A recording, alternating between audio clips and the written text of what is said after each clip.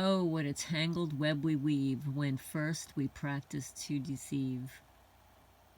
This is a quote from a poem by Marmion, A Tale of Flodden Field by Sir Walter Scott, published in 1808. It reflects the complications and problems that arise from dishonesty and deceit. And this is Lorraine Alternative Homesteading. Happy Valentine's Day.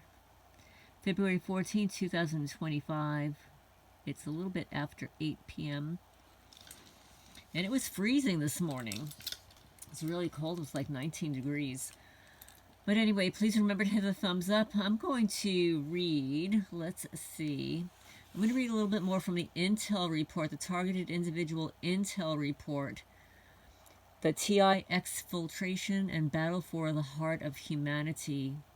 I believe this is going to be part, one second, and just so you know, I'm going to use the word traffic light.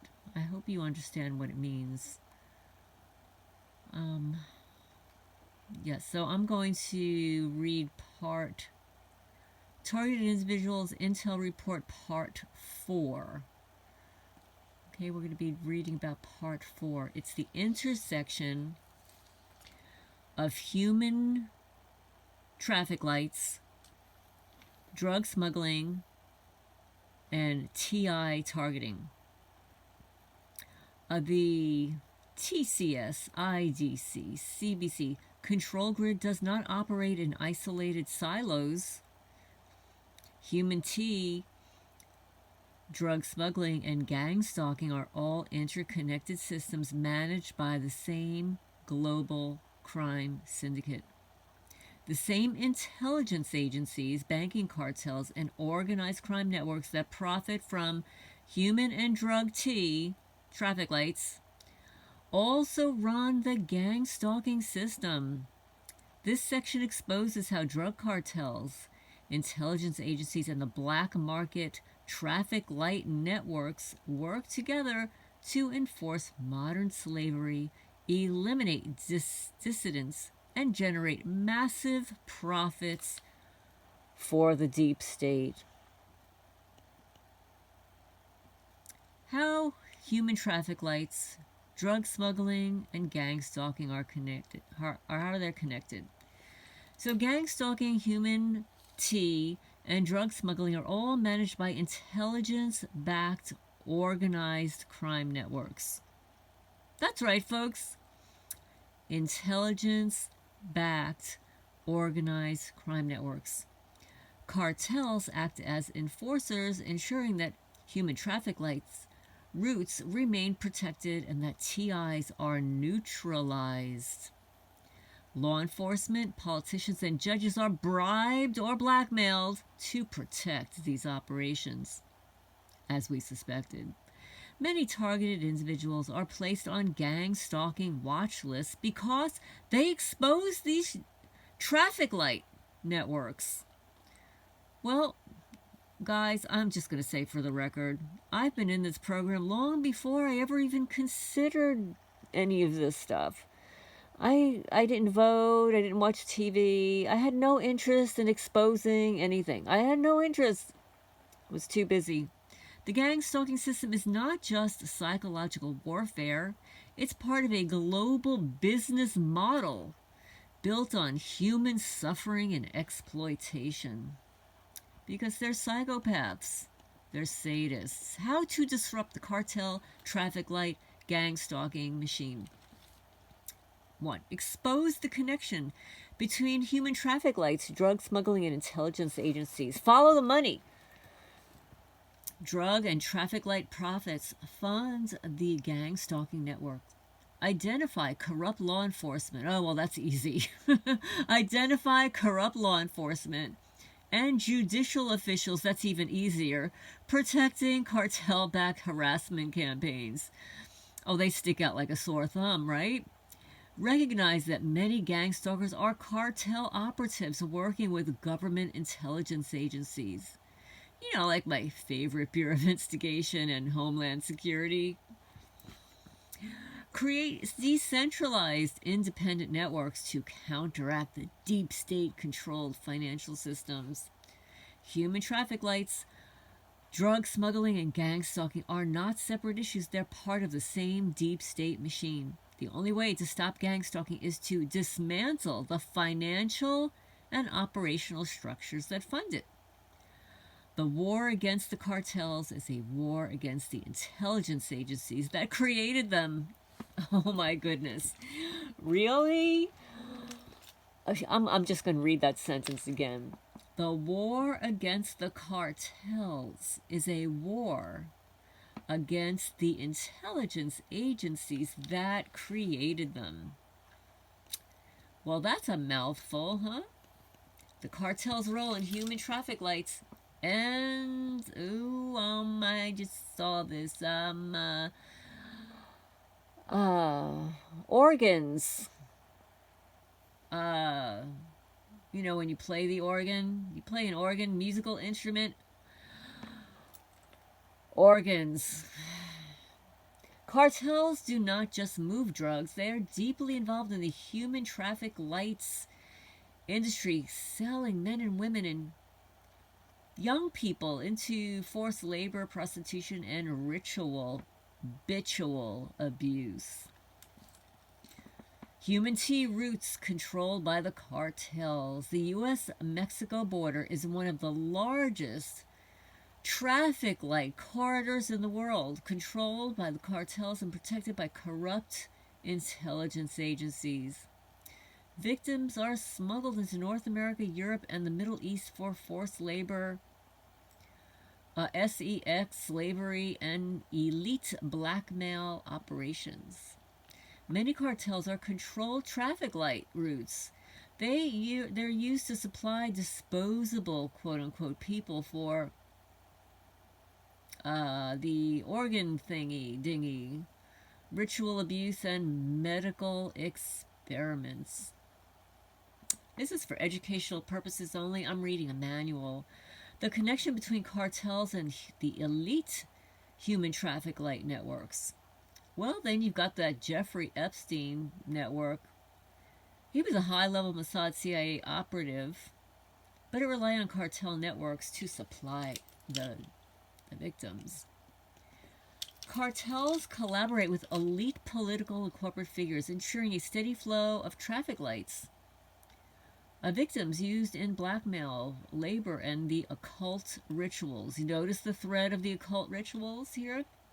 Victims who try to escape the cartel-controlled traffic light rings are often unalived with their interior body parts removed and sold somewhere. Traffic lights is the second largest illicit industry in the world, second only to the drug trade. The same forces that run these industries also control the gang-stalking system, as we kind of surmised. The CIA and the global drug trade. Drug smuggling is not just a cartel business. It's managed at the highest levels by intelligence agencies and financial elites. The CIA has been running global drug operations since Vietnam War, using narcotics to finance black ops and control populations. The cartels are not just rogue criminals, they are state-protected entities used to move drugs, money, and traffic lights across the borders. The Iran-Contra scandal exposed the CIA's role in cocaine trafficking. Yet these operations continue today under different names. So how drug money funds the gang-stalking operations?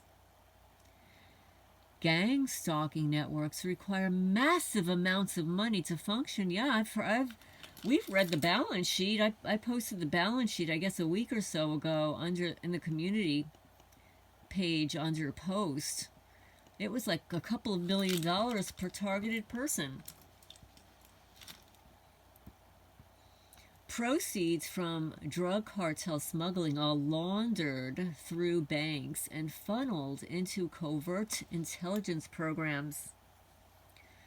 Many low-level gang stalkers are recruited from cartel drug networks, ensuring a supply of violent enforcers who will do anything for money. Drug money doesn't just fund criminal organizations, it finances intelligence agency operations, black budget military projects, and the gang stalking programs. Wow. The cartel's role in targeting and eliminating TIs.